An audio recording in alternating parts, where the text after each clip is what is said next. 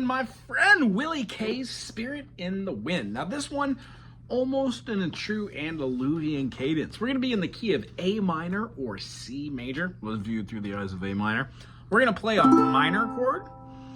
Out of here, the only chords we have are the A minor, which we can add the C, sounds great. If you play that C and then you play the E right here, we could also have these two notes.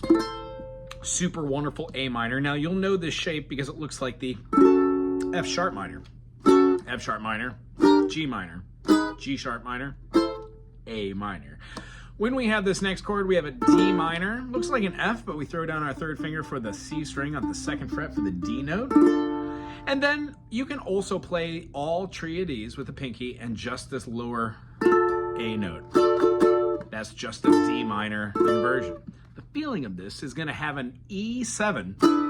It's supposed to feel like a G sharp diminished, but that E7 works perfectly fine for this groove. A minor. You're going to go to an E major. And then we're going to go to a D minor. And then we're going to go right back to the A minor.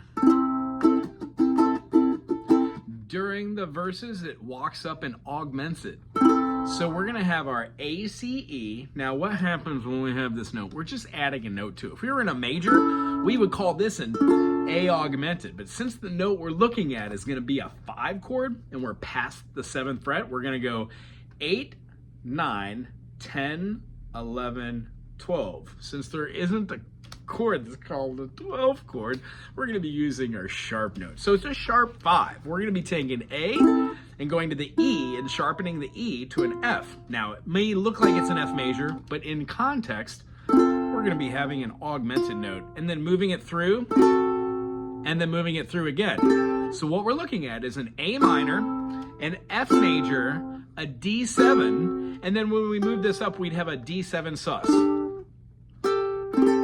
This works for us. Those are just the way I name them. If you want to name them something else, feel free to do that. But listen to how it feels. E major. E major, you could also add E major 9. So what is that? We have a D over the top. You could call that a sus. Or you can just call it an E major with a 9. Either way works. Da-da-da. In fact, are we playing the dominant 7th there? We are not. We are not playing the D. So that D is our dominant right there. E, F, G, A, B, C, D. We can play that as a 7 chord. Cool. And then let's see here. What's our next little piece? We're going to be moving from this E to the D minor. Since it's so close, I like to do a down into that. So I do like a into the D minor up top and then down here and then switch that to the E7 and that goes right back to our A minor. Here's what it looks like in total.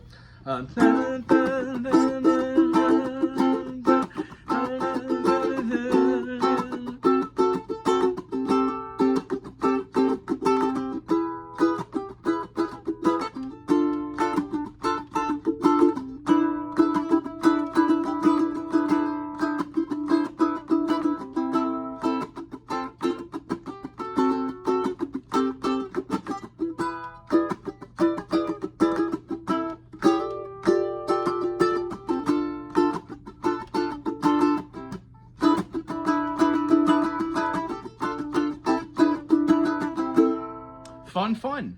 Those are the rhythm progressions over the whole top of this tune. I hope this is a great foundation to get you strumming along. If so, put a thumbs up, subscribe to the channel, send this to somebody you know, and have an amazing day. Aloha.